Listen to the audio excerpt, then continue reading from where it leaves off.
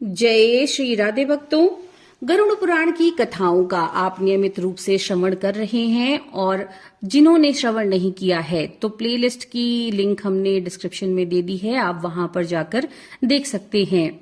आज हम आपके लिए यहाँ पर लेकर आए हैं गरुड़ पुराण के श्रवण का फल। तो चलिए शुरू करते हैं।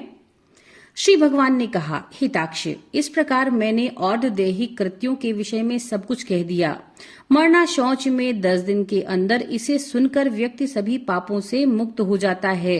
यह परलोक संबंधी कर्म पितरों को मुक्ति प्रदान करने वाला है और परलोक में तथा इस लोक में भी पुत्र को वांछित फल देकर सुख प्रदान करने वाला है। जो नास्तिक अधम व्यक्ति प्रेत का यह और्ध्वदेहिक कर्म नहीं करते, उनका जल सुरा के समान अपेय है, इसमें कोई संशय नहीं।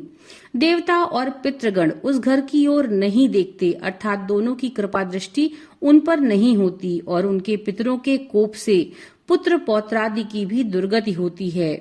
प्रेत क्रिया के बिना ब्राह्मण, क्षत्रिय, वैश्य, शूद्र और इतर जनों को भी चांडाल के समान जानना चाहिए।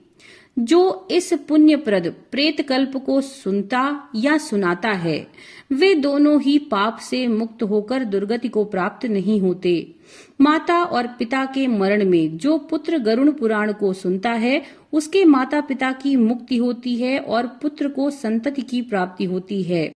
जिस पुत्र ने माता पिता की मृत्यु होने के अनंतर गरुड़ पुराण का श्रवण नहीं किया, गया श्राद्ध नहीं किया, वृक्षोत्सर्ग नहीं किया, मासिक तथा वार्षिक श्राद्ध नहीं किया, वह कैसे पुत्र कहा जा सकता है? ऋण त्रय से उसे कैसे मुक्ति प्राप्त होगी और वह पुत्र माता पिता को तारने में भला कैसे समर्थ होगा?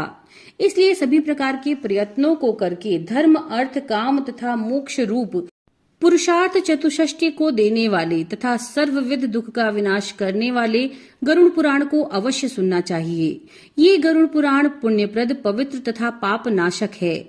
सुनने वालों की कामनाओं को पूर्ण करने वाला है, अतः सदा ही इसे सुनना चाहिए।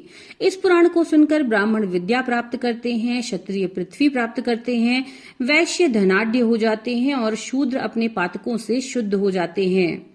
इस गरुड़ पुराण को सुनकर सुनाने वाले आचार्य को पूर्वोक्त शय्यादि दानादि संपूर्ण दान देने चाहिए, अन्यथा इसका श्रवण फलदायक नहीं होता।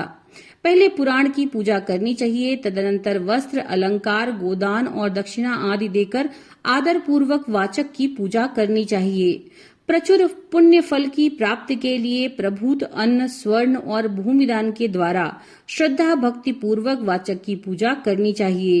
वाचक की पूजा से ही मेरी पूजा हो जाती है, इसमें संशय नहीं है, और वाचक के संतुष्ट होने पर मैं भी संतुष्ट हो जाता हूँ, इसमें कोई संशय नहीं है।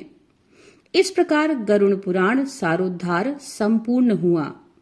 नमो नारायण।